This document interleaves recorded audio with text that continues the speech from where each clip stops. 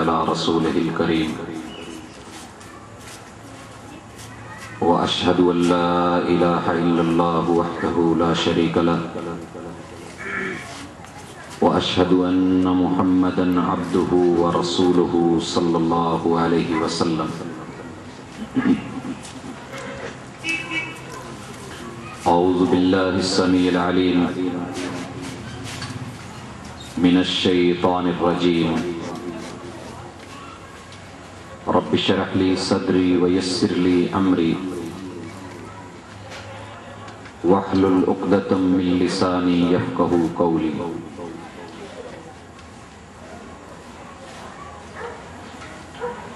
زندہ دل بزرگوں، شیر دل نوجوان بھائیوں،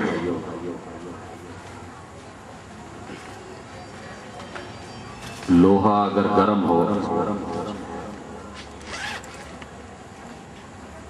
تو اس کو چند چوٹیں ہی کافی ہوتی ہیں جس سے اسے مطلوبہ رخ اور جہت میں موڑ کر کے ایک مفید اوزار میں بدلا جا سکتا ہے۔ لیکن اگر معاملہ برعکس ہو، گرم نہ ہو، ٹھنڈا ہو، تو جہاں اسے چوٹیں زیادہ درکار ہوتی ہیں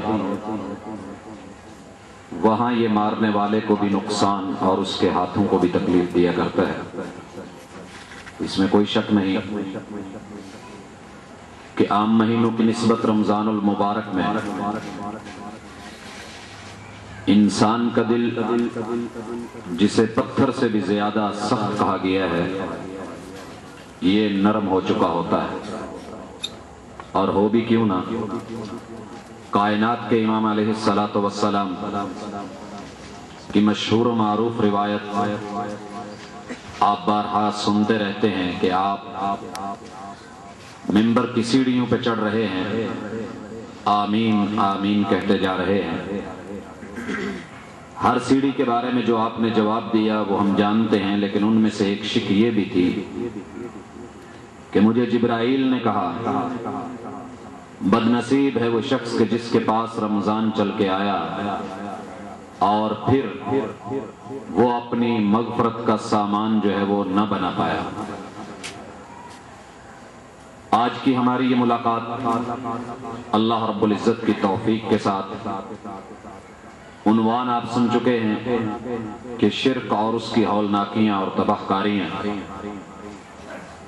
بھائیو میرے آج کے موضوع کا مقصد قطعاً کسی کو مشرک کہنا نہیں ہے، کسی پہ طعن و تشنیع کرنا نہیں ہے، بلکہ یہ اصلاح مقصود ہے کہ اس دنیا کے اندر ہر شخص اپنی ہمت کے مطابق کچھ نہ کچھ کر رہا ہے، جتنی اس کی طاقت، ہمت اور بساط ہے وہ کچھ کیے جا رہا ہے۔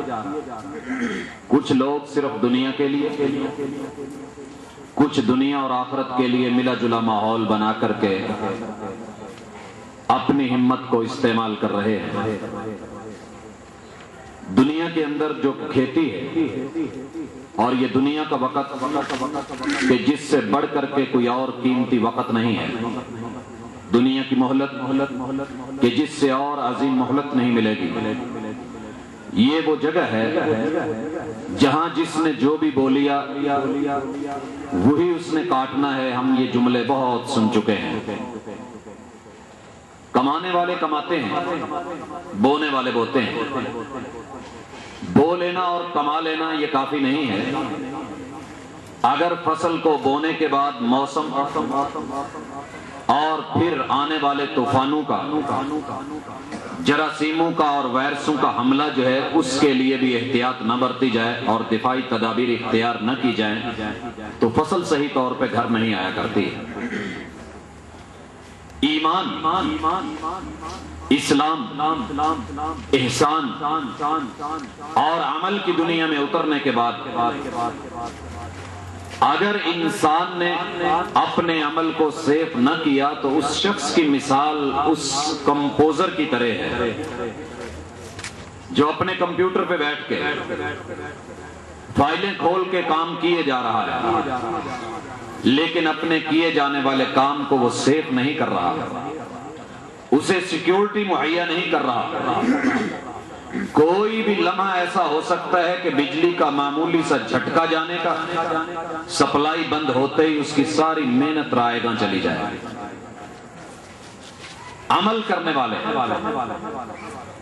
کیے جا رہے ہیں، لیکن اگر سیف نہیں کیا تو قیامت کے دن کا یہ منظر بھی رسول اللہ صلی اللہ علیہ وسلم نے ہمارے سامنے کھینچ کے رکھا۔ سوال فرمایا، کیا آپ کو یہ علم ہے کہ من المفلس، میری امت کا سب سے نادار کنگلا، بے بس لاچار اور خالی ہاتھ کون ہوگا؟ اپنی سوچ کے مطابق جواب دیا گیا کہ ہاں، من لا درہم لہ ولا دینار، جس کے پاس درہم و دینار نہیں ہے، دنیا کا مال نہیں ہے۔ کہا نہیں، میری امت کا مفلس وہ ہے کہ جو بہت کما کے آیا، عمل کر کے آیا، خود کو تھکا کے آیا، شب زندہ دار بن کے آیا، قیام کرنے والا بن کر کے آیا، بہت کچھ نمازیں بھی ہیں، زکوٰۃ بھی ہے، صدقات بھی ہیں، عمل ڈھیر لگے ہوئے ہیں، لیکن اس کے ساتھ وہ انہیں سیف نہیں کر پایا تھا۔ قد شتم ھذا وقذف ھذا واکل مال ھذا وضرب ھذا، کسی کو مار لیا، زیادتی کر لی، اور کسی کو سب و شتم کر لیا، کسی پہ بہتان لگا لیا۔ حضرات، اس کا نتیجہ یہ ہوگا کہ اس کے سارے عمل چھن جائیں گے، اور ڈیمانڈ کرنے والوں میں جن پہ ظلم ہوا تھا ان میں بٹ جائیں گے۔ اب عمل نہیں بچے دینے کو، ڈیمانڈ کرنے والے موجود ہیں تو ان کے گناہ لا کر کے اس پہ لاد کے اس کو جہنم میں ڈال دیا۔ یہ تو انسان کے اوپر بہتان کا، قذف کا، اور اس کے اوپر ناجائز تہمت کا، اور اس کے اوپر ہاتھ اٹھانے، بغاوت کرنے اور زیادتی کا نتیجہ ہے کہ انسان کے کیے ہوئے عمل برباد ہو گئے اور وہ مفلس ہو گیا۔ لیکن میرے بھائیوں، اس سے بھی بڑا ایک ظالم ہے، وَمَنْ عَظْلَمُ مِمَّنْ، کبھی سوچئے رونگٹے کھڑے ہو جاتے ہیں لوگوں، اس شخص سے بڑھ کر کے کون بڑا ظالم ہوگا؟ کون؟ افترا علی اللہ الکذب، جو اللہ پہ جھوٹ باندھتا ہے۔ اللہ کے اوپر بڑے بڑے جھوٹ باندھے گئے، لیکن رب کے اوپر سب سے بڑا کذب، سب سے بڑا بہتان اور افتراء یہ ہے کہ اللہ خود کو وحدہ لا شریک کہیں، اپنی ذات میں، صفات میں، معاملات اور تصرفات میں، الوہیت اور ربوبیت میں، اور یہ بندہ دنیا والوں کے اندر یہ پیغام پھیلائے کہ نہیں، اللہ کے ساتھ اور بھی شراکت دار ہے۔ یہ اللہ کے اوپر سیدھا بہتان ہے۔ اور یاد رکھیے، اللہ کے انکار کے ساتھ شرک سے بری کوئی چیز نہیں ہے۔ ویسے تو کفر بھی بہت برا ہے، جہنم میں لے جانے والا ہے، لیکن ایک رب کا انکار اور پھر اوپر سے اللہ کے ساتھ شراکت، یہ اللہ کو گوارا نہیں ہے۔ سورہ بقرہ میں اللہ رب العزت پہلے لوگوں کو بلاتے ہیں، یا ایھا الناس، یہ اعلان مسلمانوں کے لیے نہیں ہے، اس کائنات کے باسیوں کے لیے ہے۔ یا ایھا الناس، اے وہ لوگوں کے جن میں انسانیت کا مادہ پایا جاتا ہے۔ یا ایھا الناس اعبدوا ربکم الذی،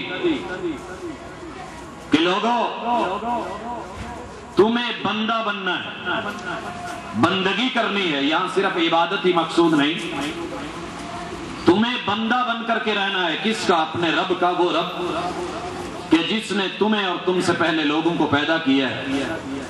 اللہ تمہارے اندر ڈر اور تقوی کا مادہ دیکھنا چاہتے ہیں۔ کون سا اللہ؟ وہ اللہ